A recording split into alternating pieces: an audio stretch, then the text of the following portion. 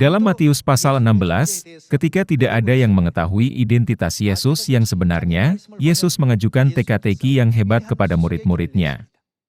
Dia bertanya, "Apa katamu, siapakah aku ini?"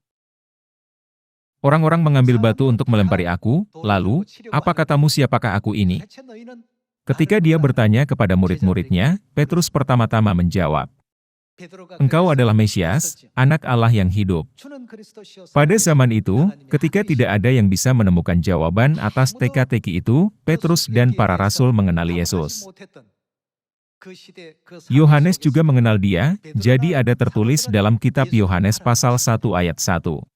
Pada mulanya adalah Firman, Firman itu bersama-sama dengan Allah dan Firman itu adalah Allah. Mari kita lihat ayat 14. Firman itu telah menjadi manusia, dan diam di antara kita, dan kita telah melihat kemuliaannya, yaitu kemuliaan yang diberikan kepadanya sebagai anak tunggal Bapa, penuh kasih karunia dan kebenaran. Rasul Yohanes juga mengenali Yesus, jadi dia mencatat, pada mulanya adalah Firman, dan Firman itu adalah Tuhan. Firman itu diam di antara kita, dan menurut Filipi pasal 2 ayat 5, Rasul Paulus juga mengenali Yesus dengan benar. Namun, banyak orang lain gagal mengenalinya. Pada waktu itu, ada banyak orang Yahudi, orang Farisi, ahli Taurat, dan pemimpin agama yang mengaku percaya kepada Tuhan. Orang-orang seperti itu yang berkuasa pada waktu itu, mencoba melempari dia dengan batu, meskipun Yesus sendiri mengungkapkan identitasnya yang sebenarnya kepada mereka. Mereka mencoba melempari dia dengan batu karena penghujatan.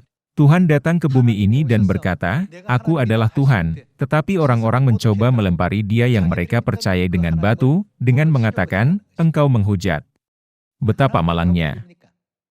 Selain itu, mereka bahkan mengucap dia sebagai sekte Nazaret.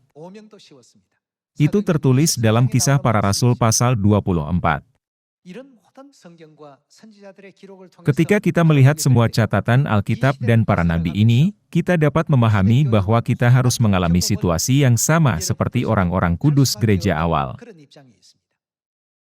Namun, kita perlu mengingat firman Tuhan. Bukankah Tuhan mengajar kita, bahwa kita harus selalu berjalan di jalan yang benar, daripada jalan yang mudah? Kita bisa berkompromi untuk menjalani kehidupan yang mudah di dunia, namun, jalan menuju kerajaan sorga tidak pernah seperti itu. Kita tidak boleh mengikuti jalan apapun hanya karena banyak orang mengikutinya. Seperti apakah jalan menuju kerajaan sorga? Yesus sudah menubuatkan bahwa itu adalah jalan yang sempit, dan hanya sedikit orang yang mendapatinya.